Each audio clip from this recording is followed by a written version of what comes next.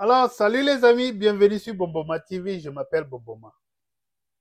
Vous savez bien que j'aime Ibrahim Traoré, beaucoup d'Africains l'aiment, tout le monde l'aime d'ailleurs. Que ce soit en Afrique, même en Occident, que ce soit dans les Antilles, partout dans le monde, on l'apprécie. Et vous savez quoi? Le prophète n'est jamais aimé dans son propre pays. On est d'accord sur tous les points.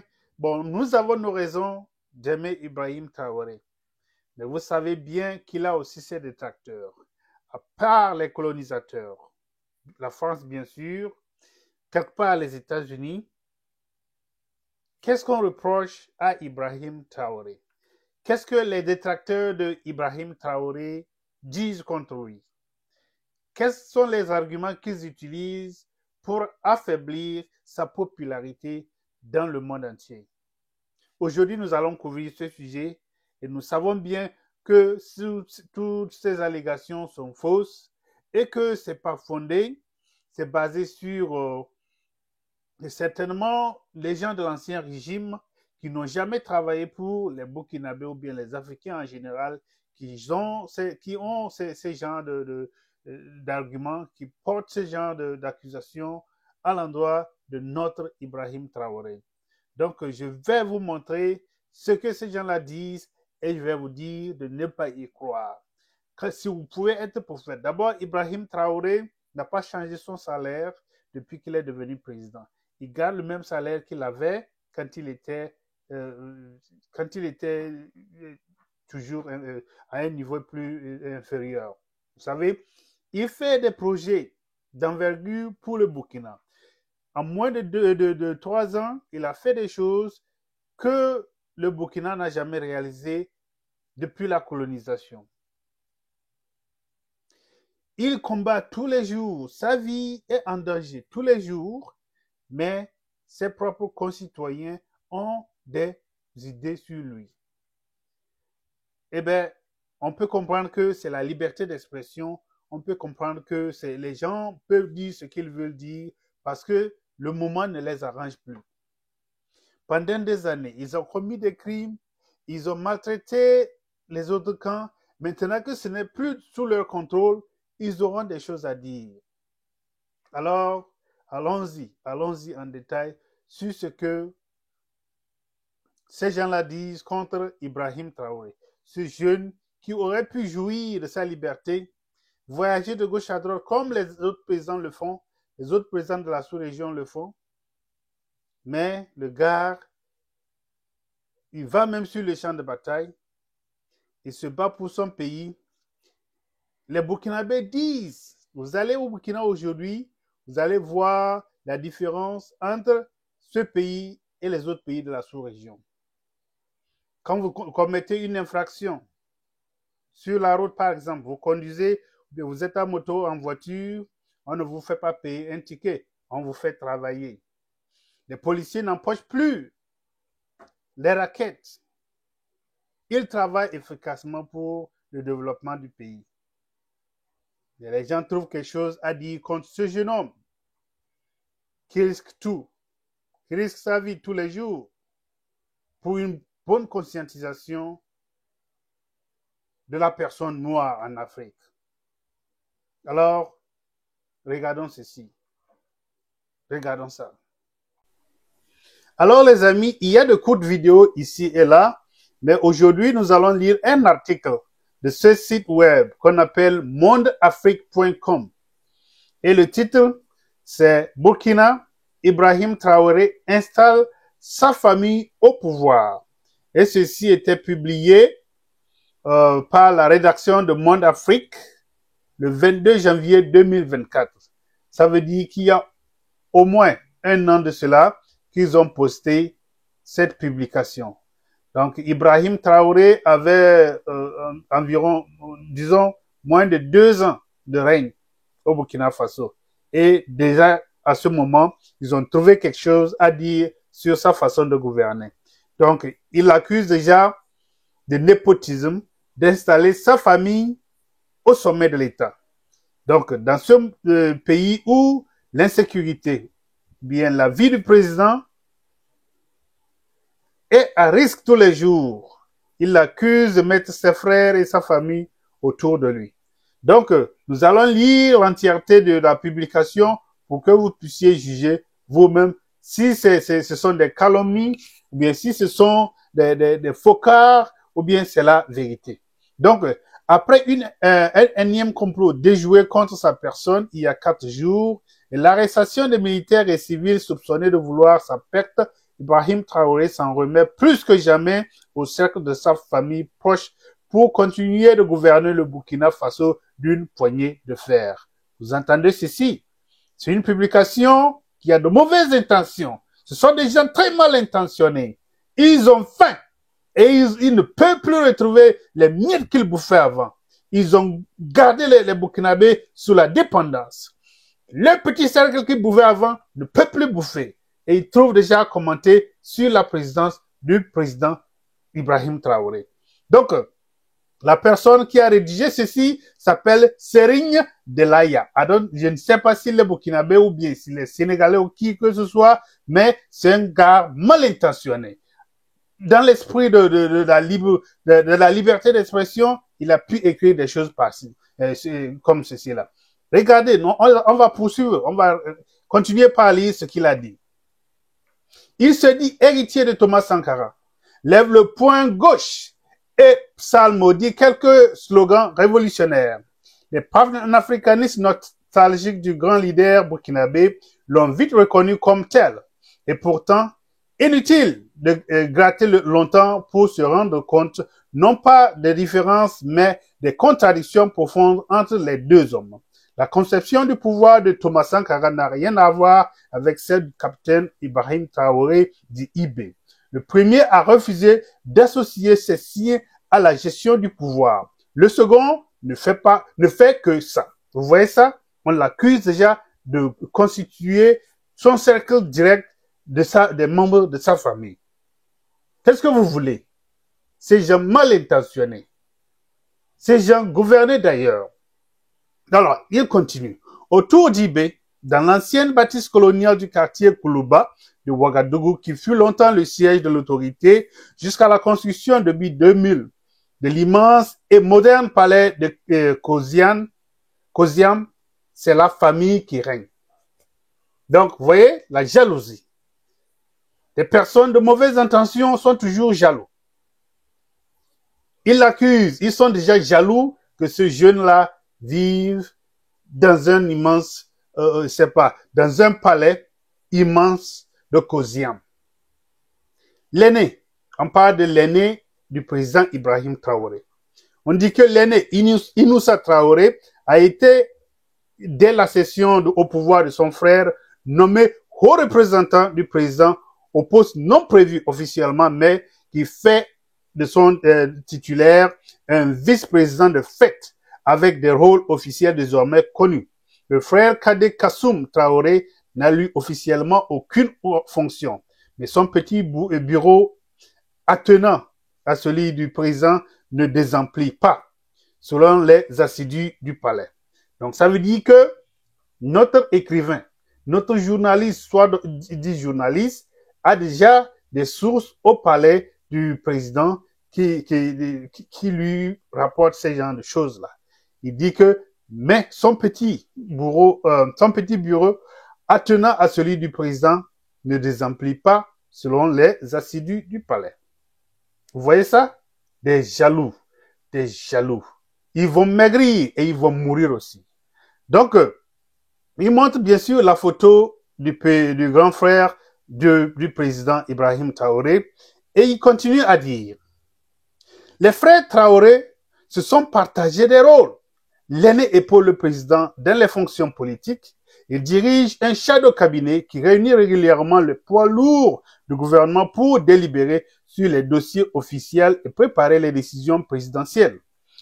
Le premier ministre de Tambela, le ministre de la fonction publique, Bassolma Bazier, le ministre de la communication, porte-parole du gouvernement, Emmanuel Ouedraogo, et le ministre de la Défense, par ailleurs oncle de fratrie du général Kassoum Koulibaly, le général Kassoum Koulibaly. Donc, ils sont en train de détailler, montrer par quel lien ces gens sont familier. Ces gens sont les mêmes. Écoutez ça, ce sont des jaloux. Nous, Africains, nous sommes des jaloux. Vous n'allez même pas... Ces gens qui étaient... Bon, vous rappelez bien de la gouvernance de ce farfelu d'assassin je sais pas, de Compaoré. Vous savez bien ce qu'il a fait. Il règne toujours dans un petit cercle, il écarte les autres, et voilà, c'est une partie de ces gens qui écrivent des choses pareilles. Donc, il continue à dire, l'un des dossiers auxquels le président de la transition tenait particulièrement était celui de la maîtrise de la justice. Il vient d'y parvenir sans confrérie par une révision constitutionnelle qui remet les procureurs sous la coupe du ministre de la Justice. En effet, avec l'insurrection de 2014, le Burkina Faso avait osé une réforme audacieuse de la justice. De la justice, ouais. Tous les magistrats, y compris les procureurs, échappaient à la tutelle du ministère. Situation inédite en Afrique. Des juges qui n'obéissent pas. Cela n'était plus supportable pour le capitaine Ibrahim Traoré qui veut mettre tout le Burkina au pas.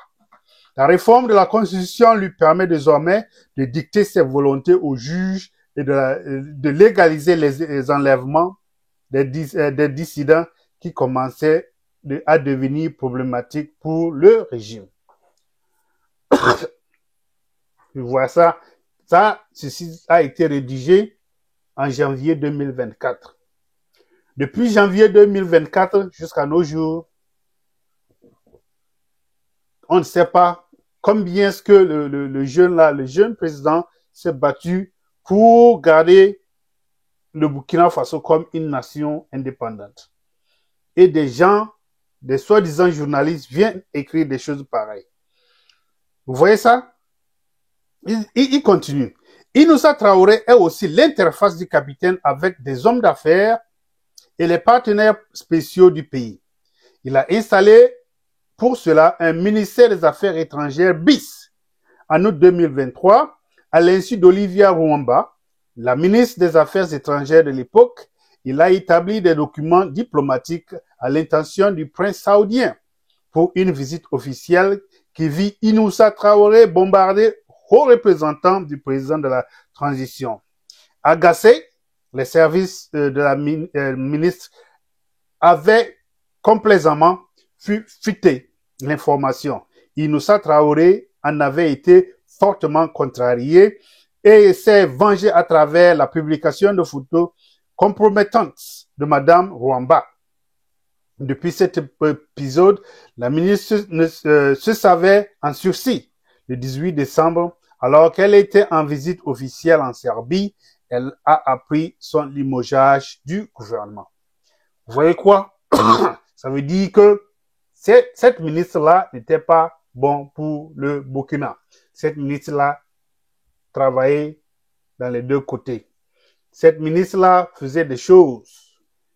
C'est pourquoi on l'a sauté. Donc, si quelqu'un vient écrire et supporte une ministre qui ne travaillait pas pour les Burkinabés, ça veut dire qu'ils étaient tous dans le même coup. Le capitaine a bien fait de la renvoyer. Get out, get out. So, il continue. Il montre aussi les photos des membres des familles du capitaine Ibrahim. Il continue à dire que Inoussa Traoré fait et défait les ministres. Ça veut dire que la gestion du pays est laissée dans les mains d'une famille. C'est comme ça qu'ils écrivent. Pour des choses très simples, ils vont chercher à députer une image répugnante.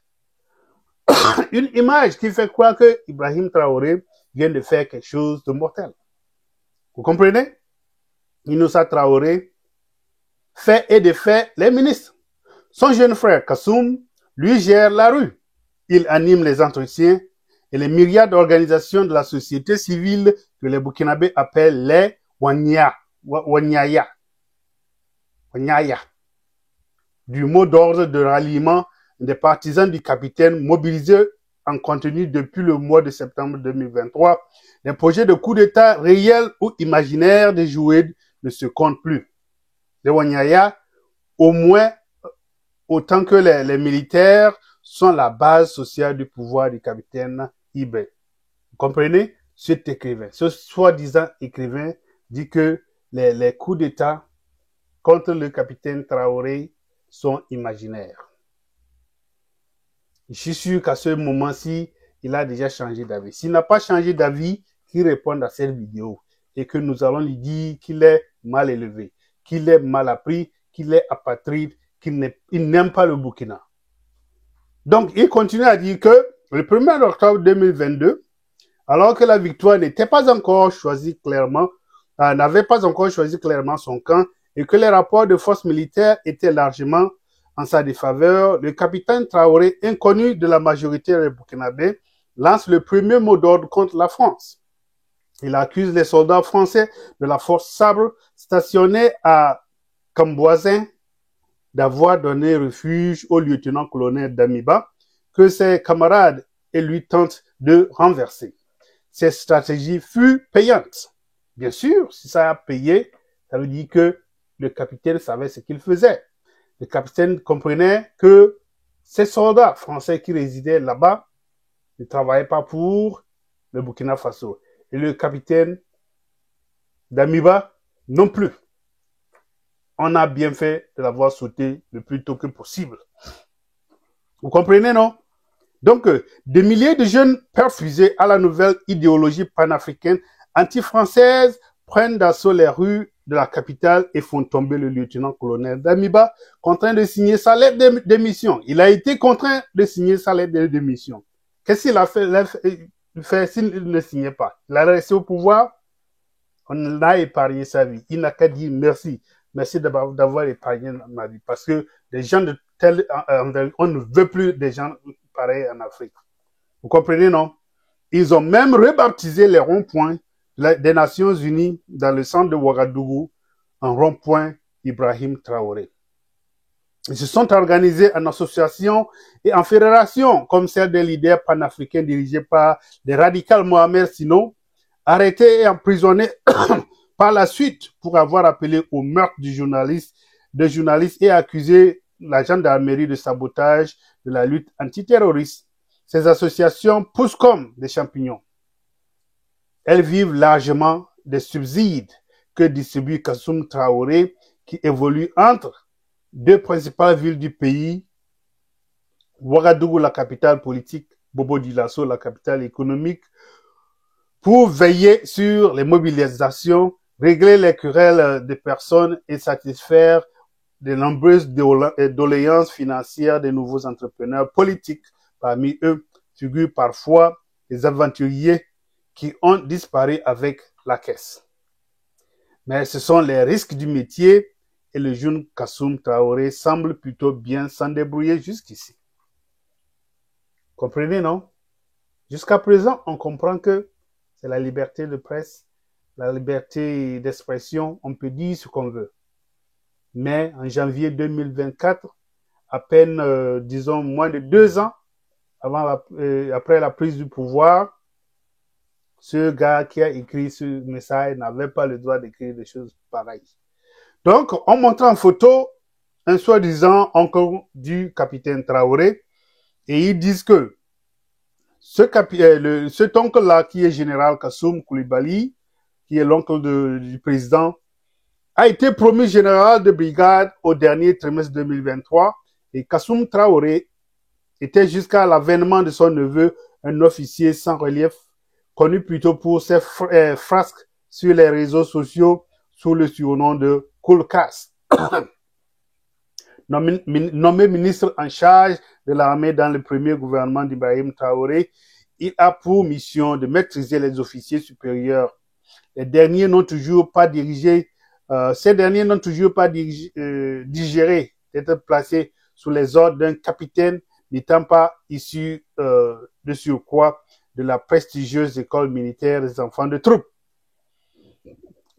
Le Prytanée militaire de Kadiogo, PMK, la mission de l'oncle du président était initialement de tenir les officiers supérieurs en laisse jusqu'à ce que le capitaine ait repris l'armée en main, ce qui semble désormais accompli. Les principaux commandements ont été ramenés au garde du capitaine à la création de nombreuses brigades d'intervention rapide, ont permis de noyauter les anciennes structures de l'armée. Ainsi, les officiers supérieurs ont été désactivés et progressivement neutralisés. Le dernier acte de ce processus est l'arrestation dimanche de l'ancien chef d'état-major de la gendarmerie, le lieutenant-colonel Évrard Somda, accusé d'avoir joué un rôle dans les derniers complots en date. Vous voyez, non? Ça veut dire que le jeune capitaine que nous connaissons, le capitaine Ibrahim Traoré que nous connaissons, il est intelligent, il sait prendre les décisions, il sait reconnaître qui sont les ennemis de son pays autour de lui, il les a mélangés, il les a renvoyés. Sinon, on l'aurait déjà eu. Donc, le capitaine, qui est resté capitaine après 3 ans d'intenses combats remportés par ce gouvernement, il est toujours resté capitaine. S'il était là pour sa propre gloire, il serait déjà général. Il serait déjà général. Donc, monsieur le Burkina, la personne qui a écrit ce truc-là devrait venir s'excuser parce qu'il n'a pas le droit d'écrire des choses pareilles dans un pays qui est en guerre, dans un pays qui lutte pour sa survie et qui d'abord montre les preuves. Montre les preuves qu'il n'a pas fait un coup d'État pour son propre nom. On connaît bien les gens qui ont fait des coups d'État pour leur propre renommée. Donc, il continue à dire qu'en dehors des membres de sa famille, le capitaine Ibrahim Traoré n'a confiance en personne. Mais c'est clair. On dit même que les membres de sa famille ont tenté de l'empoisonner. Qu'est-ce que vous voulez? Que d'autre voudrez-vous mettre là-bas? Pendant que tout le monde cherche à l'éliminer. Pendant que ce gars risque sa vie pour construire un pays meilleur pour tout le monde. Vous voulez qu'il mette qui? Toi, un fameux petit journaliste comme ça, il va te mettre où? Tu vas l'empoisonner le lendemain? Bon Dieu. On continue. Donc, le plus riche homme d'affaires du pays dans le collimateur. Donc, on fait maintenant intervenir des gens qui n'ont pas besoin de la politique, des gens qui ont déjà de l'argent. On fait intervenir ces gens. Et ici, il parle bien sûr de Mahamadou Bonkungu. On parle de Mahamadou Bonkungu. On dit que la stratégie avec les opérateurs économiques est la même. Le plus influent d'entre eux, Mahamadou Bonkungu, le patron du puissant groupe Ebomaf, vient d'en faire les frais. Bien qu'on lui prête la trésorerie du coup d'État de septembre 2022, la première fortune du pays est devenue un homme à abattre. Même s'il semble avoir beaucoup moins lu que son maître Thomas Sankara, Ibe a peut-être retenu la maxime de Machiavel. Si tu es cause que quelqu'un devienne roi, tu cours à ta perte. Donc, il amène des citations comme ça, que lui-même ne comprend pas. Qu'est-ce que ça veut dire? Si tu es cause que quelqu'un devienne roi, tu cours à ta perte. Vois comment. On peut avoir 2 capitaines dans un bateau. Lui, c'est un homme d'affaires. Il fait ses travaux. Le capitaine, c'est un homme politique, c'est un homme d'État, il veut bâtir une nation. Qu'est-ce qu'ils ont eux deux en commun? Donc, continuons pour voir ce que le gars a à dire. Ils disent que toujours dans le cas de démantèlement d'ici le communiqué du gouvernement publié jeudi d'un réseau de déstabilisation du Burkina Faso, le directeur de cabinet de Bonkungu a été placé aux arrêts en même temps que plusieurs militaires. Prosper Bassolé, ce nom sonne quelque chose, Prosper Bassolé. Bassolé, c'était un nom très très familier dans l'ancien gouvernement. Alors, on dit que Prosper Bassolé est par ailleurs le cousin de l'ancien ministre des Affaires étrangères de Blaise Compaoré Djibril Bassolé, installé en France, auquel on prête main complot. Ça, c'est clair. C'était une fraternité qui dirigeait le Burkina avant. Maintenant qu'il y a un nouveau, vous pensez qu'il peut être content? Il faut le garder loin. Donc, on dit que les services de communication de groupe Ebomaf qui s'activent du BTP à l'aéronautique et à la banque ont immédiatement lâché Bassolé, affirmant dans les communiqués qu'il était poursuivi comme citoyen ordinaire et non comme directeur de cabinet de Ebomaf. Bien sûr, l'entrepreneur ne veut pas des ennuis, il ne veut pas perdre de l'argent parce qu'un de ses employés s'est mêlé à des choses qui ne le regardent pas. Donc, il dit, n'empêche, cet empressement n'a pas suffi de masquer la tension qui s'est désormais installée entre l'homme d'affaires et le capitaine. Donc, c'est fini. Le capitaine a raison. Si tu manges avec mon ennemi, tu es mon ennemi. Donc, c'est clair. Tu ne peux pas jouer dans les deux camps à la fois. Donc, il continue aussi à dire que quand le lieutenant-colonel Damiba, qui avait soutenu en janvier 2022, et qu'il avait soutenu en janvier 2022, a commencé à lui échapper, le richissime entrepreneur s'est rapproché des jeunes capitaines qui gravitaient au sein de l'organe militaire.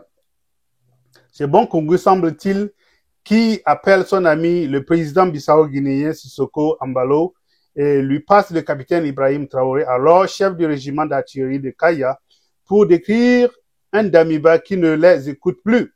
Cet appel téléphonique aurait été passé début septembre, quelques jours avant le putsch. Tout naturellement, quand le capitaine Ibrahim réussit son coup d'État, Ebomaf en devient le parrain. Les premiers marchés d'armes lui sont confiés. Sa banque IB Bank bénéficie courant en avril 2023 d'une faveur rare, une garantie souveraine exceptionnelle de plus de 250 milliards de francs CFA pour servir de caution pour l'achat de drones militaires turcs. Mais les choses ne se sont pas passées comme prévu. Au regard des difficultés financières de l'État burkinabé et pour ne pas exposer sa banque, Ebomaf aussitôt, la loi votée fait marche arrière. Il renonce à la garantie souveraine et suscite la création d'une société minière turque qui seront désormais des cautions de l'État burkinabé pour l'industrie d'armement turque. Les nouvelles sociétés minières se voient confier les gisements mythiques de manganèse de Tambao pour une bouchée de pain. Le capitaine qui a besoin de drones turcs pour livrer sa guerre totale contre les terroristes avale les couleuvres. Il avale les couleuvres, mais il en garde rancune à Ebomaf. Les livraisons de drones turcs ne suivent pas la cadence souhaitée par le président qui ne parvient pas à contourner l'homme d'affaires très proche du président turc. Les drones arrivent à Ouagadougou selon la règle, payés, livrés. Ces acquisitions grèvent dangereusement les fragiles finances de Burkina Faso, malgré la création d'impôts nouveaux sur presque tous les produits du quotidien. Depuis l'arrestation de son directeur de cabinet le 14 janvier, les hostilités entre l'homme d'affaires et le président sont déclarées. Celui dont l'empire doit beaucoup à Blaise Compaoré pourrait-il rebondir ou devrait-il s'incliner? Impossible à ce jour de le prédire. Ça veut dire que c'est clair. La personne qui écrit ceci est liée au régime de Compaoré. Et naturellement, l'homme d'affaires a depuis longtemps travaillé avec les Compaoré. Comment est-ce qu'il peut être neutre dans tout ce qui se passe? Donc, messieurs les journalistes, si vous écrivez de pareilles choses contre le président Ibrahim Traoré, vous criez des ennuis. Les Africains viendront vous rendre les comptes. Si vous avez bien compris, changez votre position. Aimez votre pays. Aimez votre Afrique. L'Afrique ne reviendra plus en arrière. C'est engagé, c'est parti. Vous allez nous arrêter. C'est pas. Vous allez prendre le train en marche. Bye bye. Merci beaucoup. Aimez, commentez. Ça me ferait plaisir. À tout à l'heure. Bye bye.